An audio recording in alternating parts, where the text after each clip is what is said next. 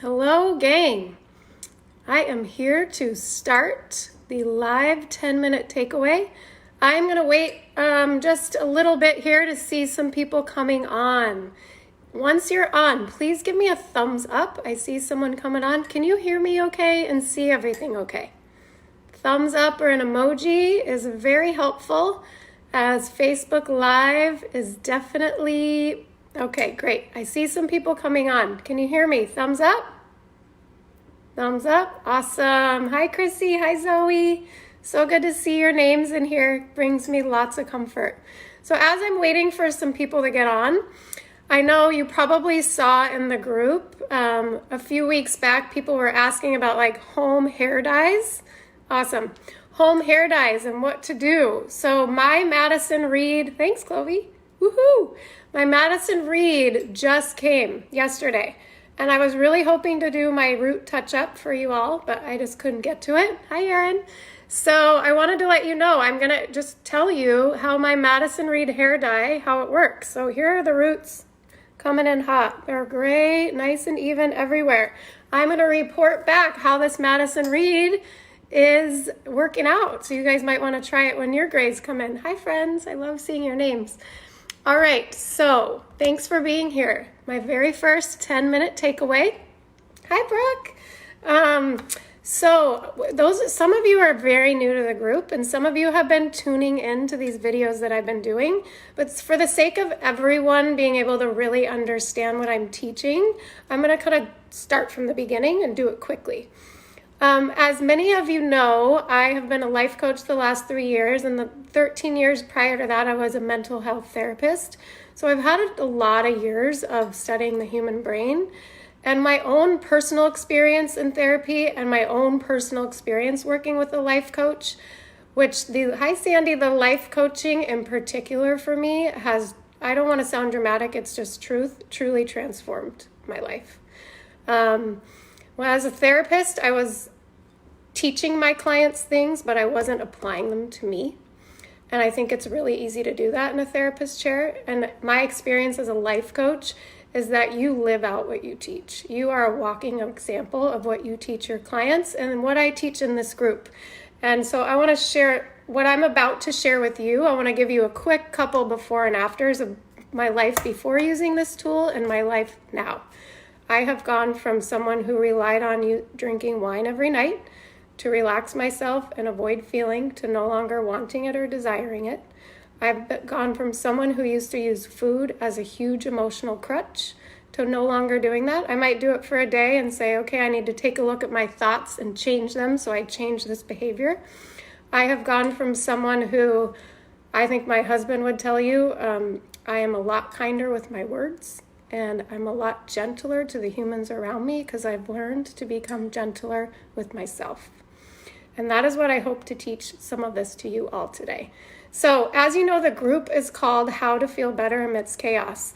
And there's a lot of steps to teach in this. And it's also, I'm going to kind of tie it all in with how to create desired results in your life. But there's something to really understand that is important, is that a lot of us have been taught, maybe unconsciously, that happiness or any feeling that we feel is created from outside of us. And it actually could not be further from the truth.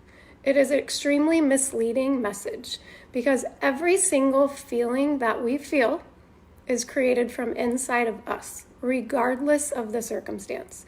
And it all starts with a thought we are thinking. So in knowing this, knowing that all of our thoughts create all of our feelings, it's really important to know what we're thinking. We have over 60,000 thoughts in a day, and the majority of us are walking around on default mode, and our brains are taking over our feelings and the results we're creating in our life. I like to think of it, my mentor says, it's like envisioning a toddler running around with a sharp knife, unsupervised. That is what our brains look like if we do not supervise them. They can do a lot of damage. They can create very negative thinking and very negative ingrained beliefs in our lives that create the results we don't want to be creating in our lives or result in action. So that is what I'm here to teach you today is that in order to know what we're thinking, we have to look at our brains. And an exercise I recommend you doing, whether you've already done it, you've never done it, is a thought download every morning, 5 to 10 minutes. Drop all of your thoughts onto paper and take a look. Do not be afraid to look. Look with compassion and zero judgment. We all have crazy thoughts. It is okay.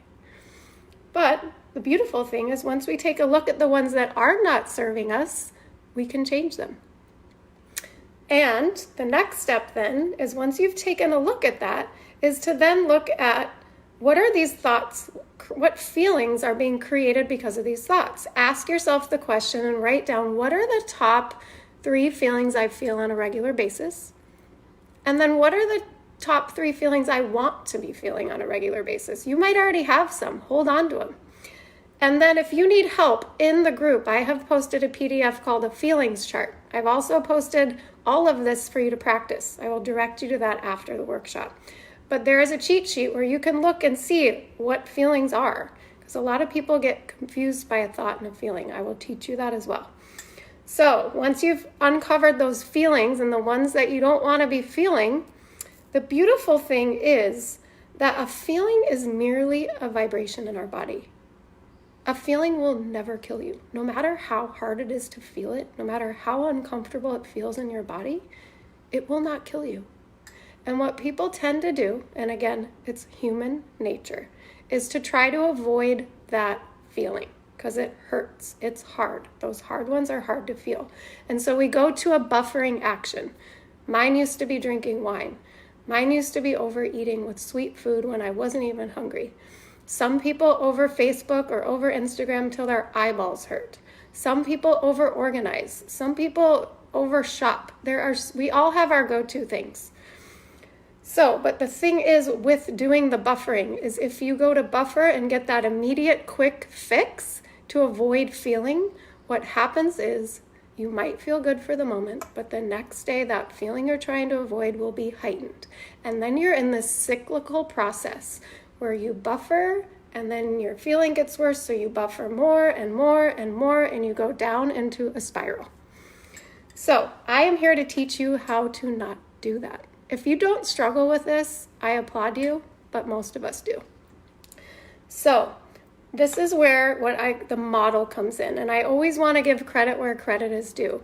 I worked closely with Brooke Castillo, my absolute favorite life coach. I recommend looking at her podcast called The Life Coach School.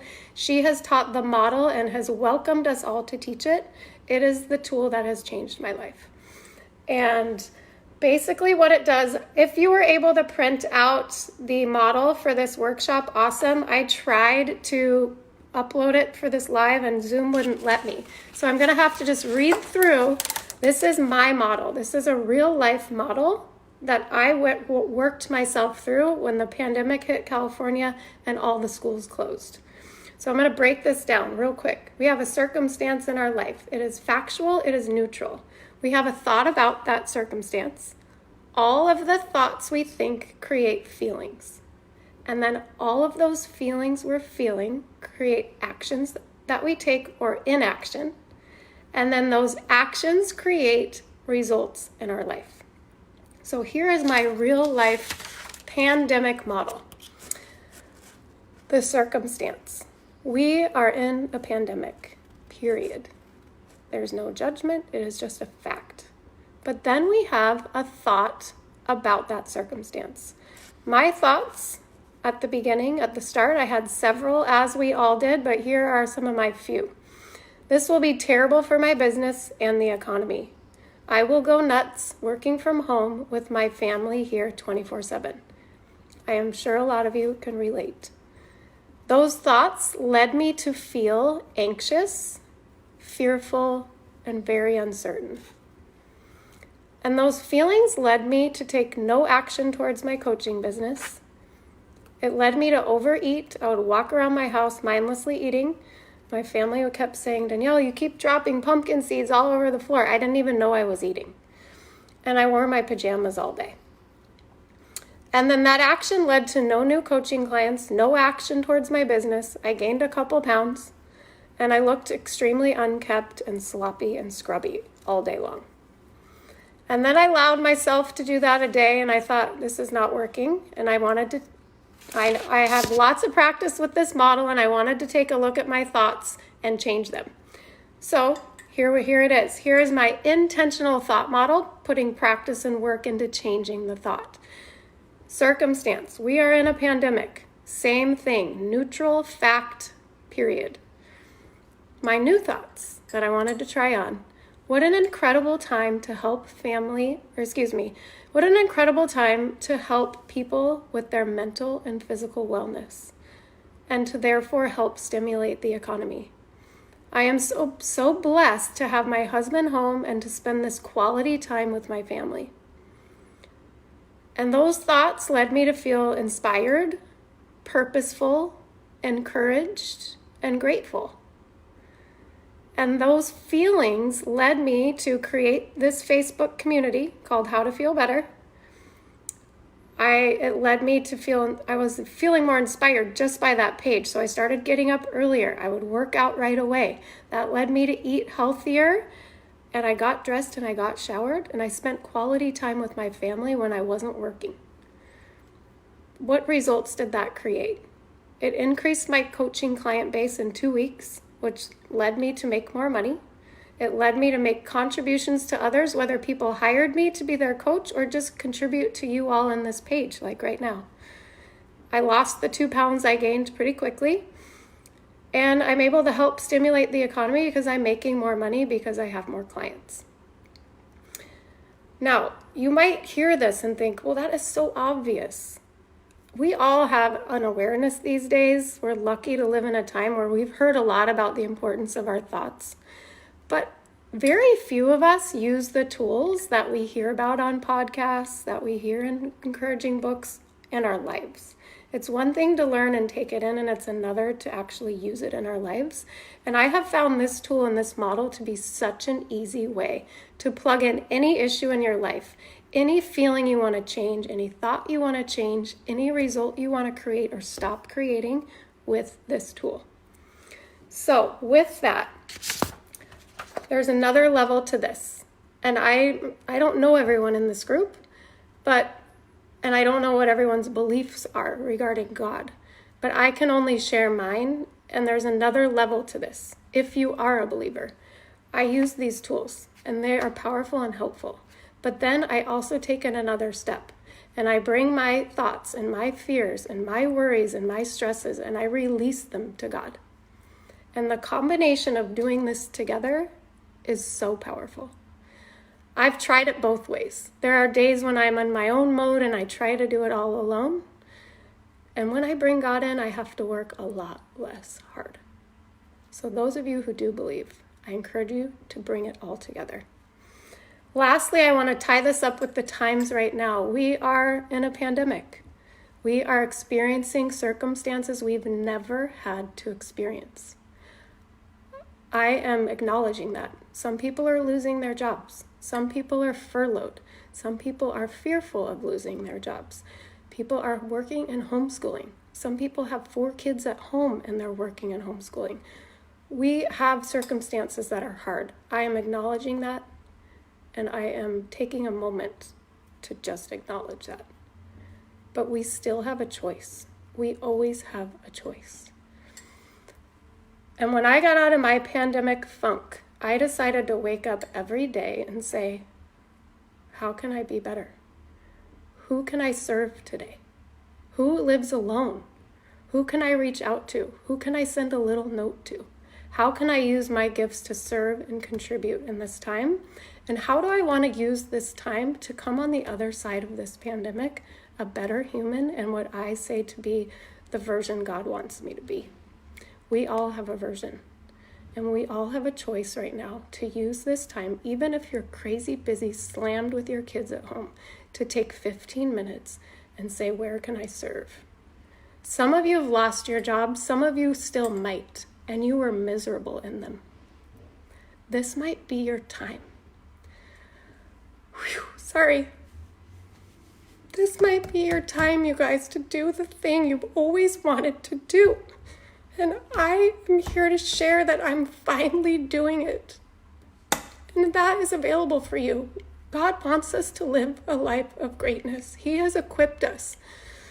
And I just want to inspire you all to do the same.